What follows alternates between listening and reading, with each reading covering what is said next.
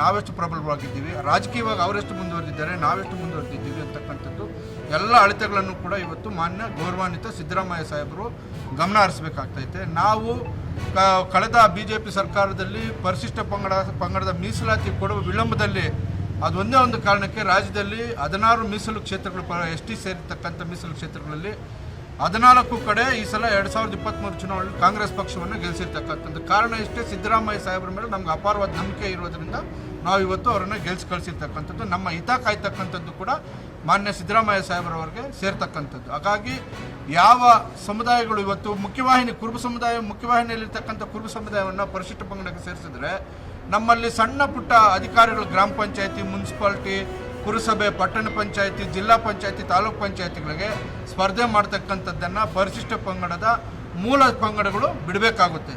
ನಾವು ಯಾರೂ ಕೂಡ ಆರ್ಥಿಕವಾಗಿ ಸದೃಢವಾಗಿಲ್ಲ. ಆ ಕಾರಣಕ್ಕಾಗಿ ದಯಮಾಡಿ ಈ ಪ್ರಯತ್ನವನ್ನು ಕೈ ಬಿಡಬೇಕು. ಇದರಿಂದ ನಡೀತಾ ಇರತಕ್ಕಂಥ ಎಲ್ಲ ಪಿತೂರಿಗಳನ್ನು ಕೂಡ ಸಿದ್ದರಾಮಯ್ಯನವರು ಮನಗೊಂಡು ಅದಕ್ಕೆ ಫುಲ್ ಸ್ಟಾಪ್ ಇಡಬೇಕು. ನಮ್ಮ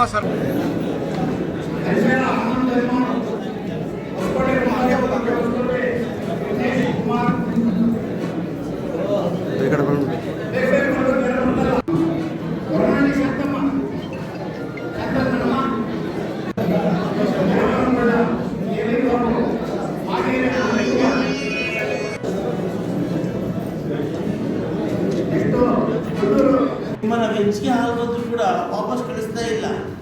ಅದನ್ನು ಹಣ ಹೆಚ್ಚಿಗೆ ಖರ್ಚಾದರೂ ಕೂಡ ನಾವು ಪೌಡ್ರ್ ಮಾಡಿ ನಿಮ್ಗೆ ಯಾವುದೇ ತೊಂದರೆ ಮಾಡೋದು ರೀತಿಯಲ್ಲಿ ಹಣ ಕೊಡ್ತೇವೆ. ಆದ್ದರಿಂದ ಕಟ್ಟಿಟ್ಟಾಗಿ ಗ್ರಾಮಗಳಲ್ಲಿ ಪ್ರೈವೇಟ್ ಏರಿಗಿದ್ದರೆ ಅದನ್ನು ನೀವು ಕಂಪ್ಲೇಂಟ್ ಕೊಡಿ. ನಾವೇ ಮುಂದೆ ನಿಂತು ಆ ಪ್ರೈವೇಟ್ ಏರಿಯಾಗಳನ್ನು ಮುಚ್ಚಿಸುವಂಥ ಕೆಲಸವನ್ನು ಮಾಡ್ತೇನೆ.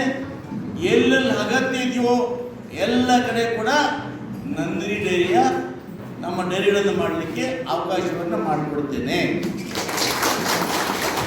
ಯಾಕಂದರೆ ಅದಾದರೆ ನಮ್ಮ ಗ್ರಾಮದವರಿಗೆ ಒಂದು 5 ಲೀಟರ್ ಸಿಗ್ತದೆ, ಒಂದು ಸಂಜೆ ಆಗ್ತದೆ, ಒಂದು 10 ನಿರ್ದೇಶಕರಾಗ್ತಾರೆ, ಹಾಲು ಪರೀಕ್ಷಕರು, ಹಾಲು ಅಳತೆ ಮಾಡ್ತಕ್ಕಂಥವರು, ಒಬ್ಬ ಸೆಕ್ರೆಟ್ರಿ, ಇವಾಗೆಲ್ಲ ಅಧಿಕಾರ ಸಿಗುತ್ತಲ್ಲ.